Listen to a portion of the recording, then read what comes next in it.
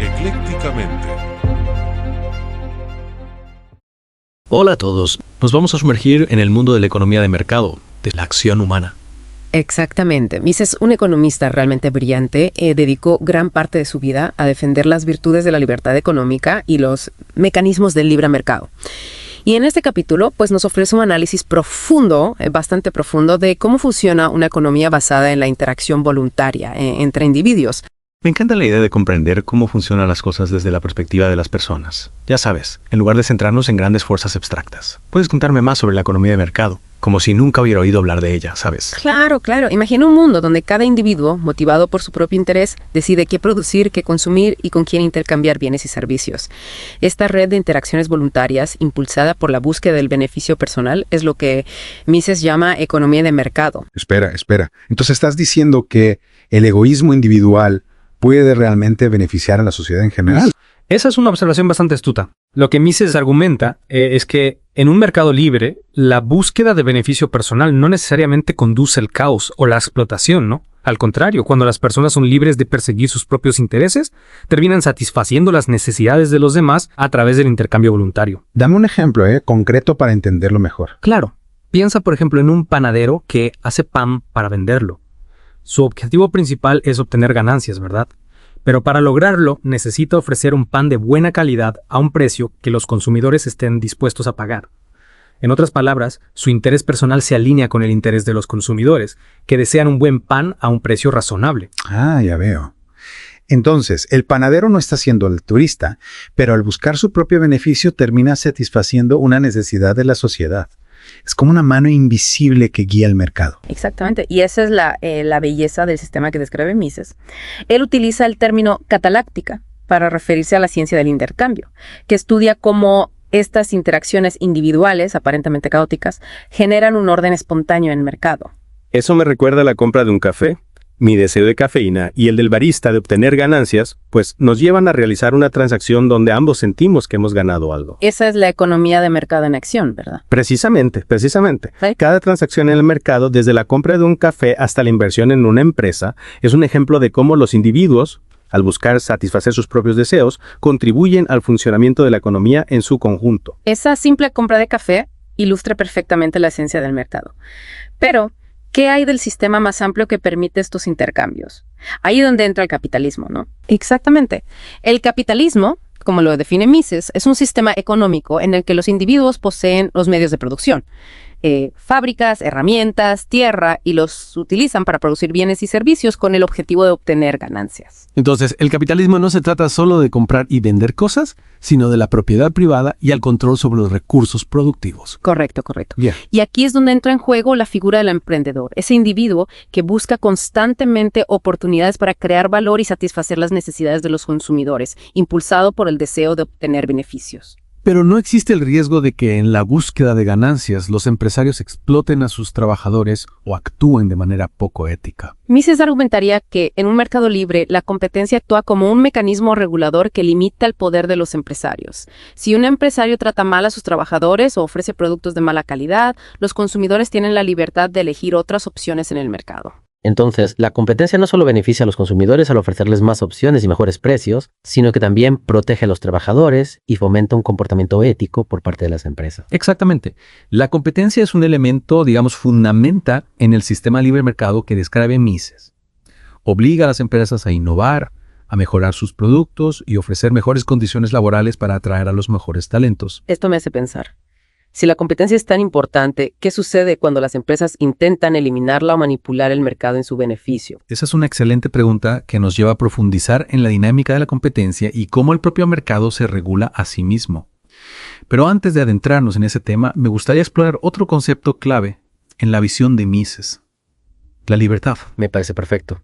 Siempre he asociado la libertad con la capacidad de tomar nuestras propias decisiones, pero ¿cómo se aplica este concepto a la economía de mercado? Para Mises, la libertad en el contexto de mercado significa que los individuos tienen la posibilidad de elegir su profesión, cómo gastan su dinero y qué producen o consumen sin coerción por parte del Estado o de otros individuos. Es decir, que la libertad económica es la base sobre la cual se construye la economía de mercado. Exactamente. Mises argumenta que la libertad individual, junto con la responsabilidad por las consecuencias de nuestras acciones, es lo que permite que el mercado opere de manera eficiente y beneficie a todos sus participantes. Sin embargo, esta libertad es absoluta. No existen límites a lo que los individuos pueden hacer en un mercado libre. Mises reconocía que la libertad individual no es ilimitada. Los individuos deben actuar dentro del marco de las leyes y respetar los derechos de propiedad de los demás, ¿no?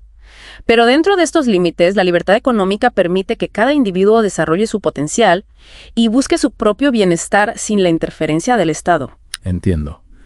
Entonces, la libertad económica no significa hacer lo que uno quiera sin consecuencias, sino actuar responsablemente dentro de un marco legal que protege los derechos de todos. Precisamente. Y esta combinación de libertad individual y responsabilidad personal, lo que permite que la economía de mercado funcione de manera eficiente y genere prosperidad para la sociedad en su conjunto. Esto me lleva a preguntarme, ¿cómo se asegura el mercado de que las empresas realmente satisfacen las necesidades de los consumidores y no solo buscan su propio beneficio a costa de los demás? Esa es una pregunta muy, muy interesante que nos lleva a un aspecto crucial del mercado. El proceso de selección. El proceso de selección del que hablamos es un concepto fascinante. En esencia, el mercado actúa como un filtro gigante que premia a las empresas que satisfacen las necesidades de los consumidores y elimina a las que no lo hacen. Suena un poco a la selección natural, ya sabes, de Darwin. Las empresas más aptas sobreviven y prosperan, mientras que las que no se adaptan, pues, desaparecen. Exactamente. Es una analogía muy acertada. En el mercado, la aptitud se mide por la capacidad de una empresa para ofrecer productos o servicios que la gente realmente quiere y necesita a un precio que estén dispuestos a pagar. Entonces, podríamos decir que los consumidores, con sus decisiones de compra, tienen el poder de seleccionar a las empresas que triunfan en el mercado. Así es, así es. A esto se le llama soberanía del consumidor. En un mercado libre, los consumidores tienen la última palabra. Si una empresa no satisface sus necesidades, simplemente no comprarán sus productos y la empresa acabará fracasando. Es increíble pensar en la cantidad de información y decisiones individuales que se procesan en el mercado para que este proceso de selección funcione. Es realmente asombroso. Millones de consumidores, cada uno con sus propias preferencias y necesidades, interactúan con miles de empresas que compiten por su atención y su dinero. Y de este complejo entramado de interacciones emerge un orden espontáneo que asigna los recursos de manera eficiente. ¿Puedes darme un ejemplo concreto de cómo funciona este proceso de selección en la práctica? Claro. Piensa, por ejemplo, en la industria de la música. Hace unas décadas, la forma principal de consumir música era comprando discos físicos en tiendas especializadas. Luego aparecieron los reproductores de MP3 y las plataformas de descarga de música online.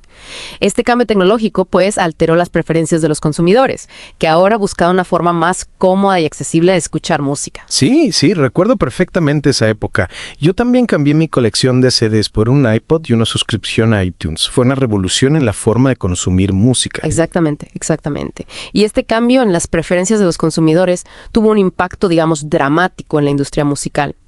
Las tiendas de discos tradicionales, que no supieron adaptarse a las nuevas demandas del mercado, comenzaron a cerrar, mientras que las plataformas digitales como iTunes y Spotify, pues, florecieron.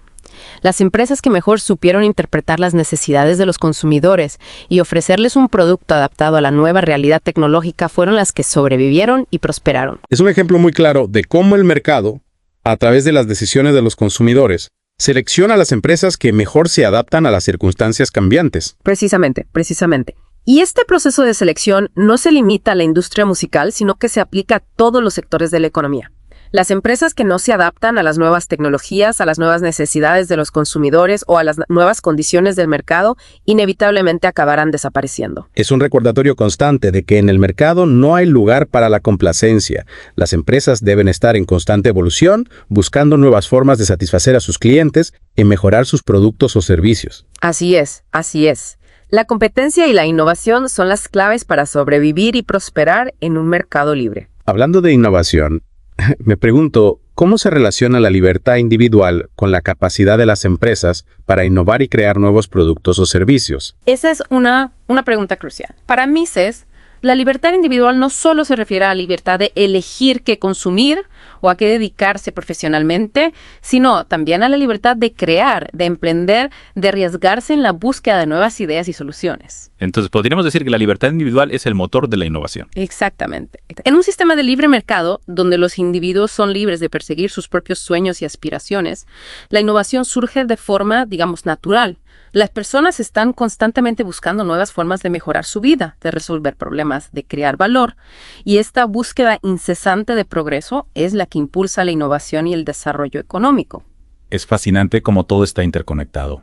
La libertad individual, la competencia, la innovación, la satisfacción de las necesidades de los consumidores, todo forma parte de un complejo ecosistema que es el mercado. Así es. Y para comprender el funcionamiento de este ecosistema es fundamental analizar el papel del individuo, la unidad básica que lo compone. Me parece un excelente punto de partida para profundizar en el último concepto de nuestro análisis, el individuo y el mercado. ¿Cómo se relaciona la acción individual con la dinámica del mercado en su conjunto? Mises dedicó gran parte de su obra a analizar el papel del individuo en la economía. Él acuñó el término individualismo metodológico para describir su enfoque. En esencia, este enfoque sostiene que todos los fenómenos económicos son el resultado de las acciones e interacciones de individuos.